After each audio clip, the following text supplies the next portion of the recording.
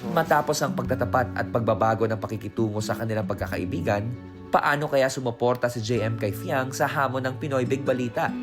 Sa Pinoy Big Balita, binulabog ng headlines ang housemates kung saan ito ay maaaring maging big truth or big lie.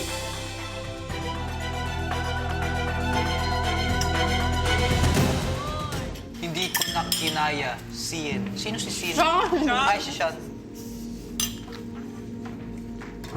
Sin O'Brien. Kuya, kumakain ako! Dito to. Totoo. Totoo. Guwapo! Sa pananatili ni Fiang sa bahay ni Kuya, ilang beses na rin niya na ibahagi sa mga housemates ang kanyang manliligaw na naiwan sa outside world. Alam niyang may gusto ka. Secret. He's the most respectful man I've ever seen in my entire life. Yung nanliligaw sa akin, Ay, sobrang ng pasensya. Chat mo din siya. Sabi mo, alam ko siya. Yan ang tangos ng ilong niya. Oh. Makapal kilin yan. Maganda mata. Kamusta mo na lang din ako kay Sean? Sabi mo, miss ko na din siya. So, kinakabahan right now. Fiang, ito na ang takdang panahon para malaman mo kung ang balita ay katotohanan o big lie lamang. Alam mo na sa pagpasok mo sa loob ng aking bahay, mamawalay kayo. Paano nyo ito pinag-usapan? Kuya, before naman po ako pumasok dito, nag-usap po kami ng super maayos. Napag-usapan po namin na still, sa kanya pa din naman ako uwi. Siya pa din ang aking Sean Kelly.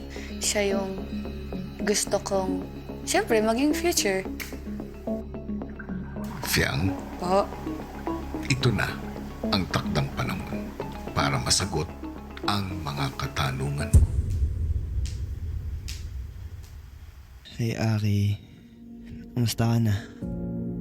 Ang mga gusto ko nang sabihin, ito yung totoong naramdaman ko. Ayun, gusto ko lang ding malaman mo na naging masakit para sa akin lahat ng napapanood ko, Aki. Kinailangan ko ng taong masasabihin ng lahat ng nararamdaman ko. Inamin ko nagkamali ako at nadala ko sa kung ano man yung napapanood ko. Pinanghawakan ko yung pangako mo bago ka pumasok sa loob ng bahay ni Kuya, alam mo yan. Ayun, hanggang sa dumating sa punto na di ko na kinaya. Lalo nung sinabi mo na wala akong karapatan dahil manliligaw pa mo pa lang ako. Masakit para sa akin na nawalan ako ng kakampi. Lalong masakit na parang hindi mo nakita yung worth ko. Pero kahit ganun, masaya ako sa narating mo at patuloy kitang susuportahan kahit na hindi na ako yung kasama mo sa pangarap mo. Mahal na mahal kita, Aki, kaya mas di ko alam kung paano sabihin.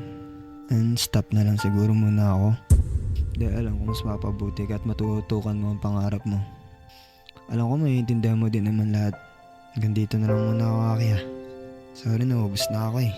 Hindi ko na kinaya.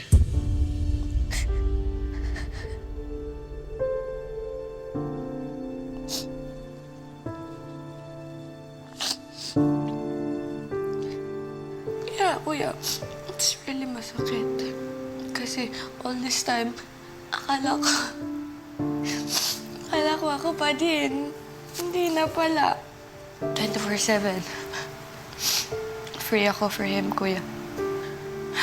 Pero sana man lang, inantay niya muna ako. So, para makapag-usap kami ng maayos.